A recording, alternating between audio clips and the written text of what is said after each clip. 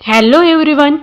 तर CTET संदर्भात आज एक नवीन पब्लिक नोटीस जाहीर झालेली आहे. तर या नोटीसमध्ये नेमकं काय सांगितलेलं आहे ते आपण पाहूयात.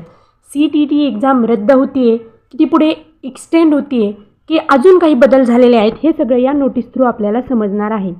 तत्पूर्वी तुम्ही जर चॅनलवर नवीन असाल तर चॅनलला सबस्क्राईब करा व हा व्हिडिओ नक्की शेअर करा.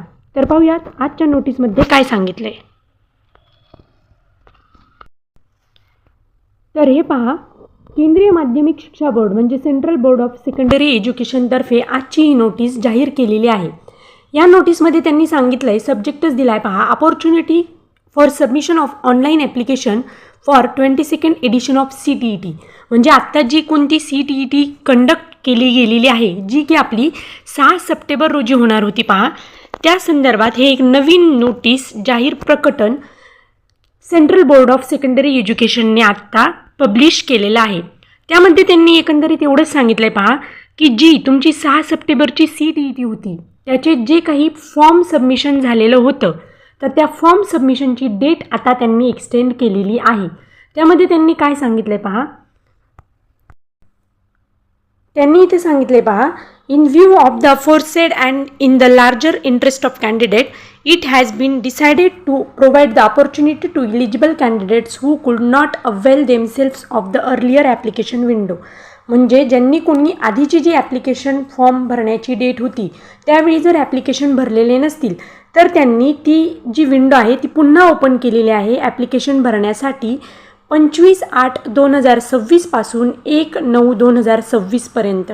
म्हणजे ज्यांचे कोणाचे CTETचे फॉर्म ॲप्लिकेशन फॉर्म भरायचे राहिलेले आहेत त्यांना आजच्या डेटपासून तर 1 सप्टेंबरपर्यंत पुन्हा एकदा ॲप्लिकेशन भरता येणार आहे. पुढे त्यांनी सांगितले पहा, candidate who have already successfully completed and submitted their application need not apply again. ज्यांचं ऑलरेडी ॲप्लिकेशन सबमिट झालेलं आहे, जे 6 सप्टेंबरची CTET देण्यासाठी ऑलरेडी इलिजिबल आहेत त्यांनी पुन्हा फॉर्म भरायचे नाहीत.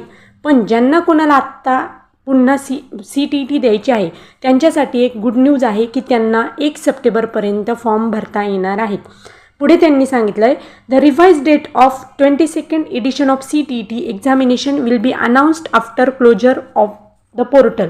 म्हणजे जेव्हा आपले 1 सप्टेंबरनंतर ज्या कोणत्या कॅन्डिडेटचे उरलेल्या कॅन्डिडेटचे फॉर्म भरून होणार आहेत त्यानंतर CTETचं जे पोर्टल आहे ते आपल्याला जी 6 सप्टेंबरला CTET होणार होती ती CTET नेमकी कोणत्या डेटला होणार आहे ती डेट अनाऊन्स करणार आहेत.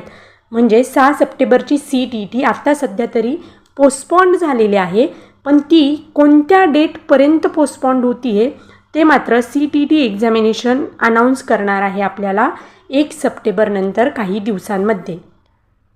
तर हे नवीन एक अपडेट आपल्याला CTET पोर्टलवर आज भेटलेलं आहे.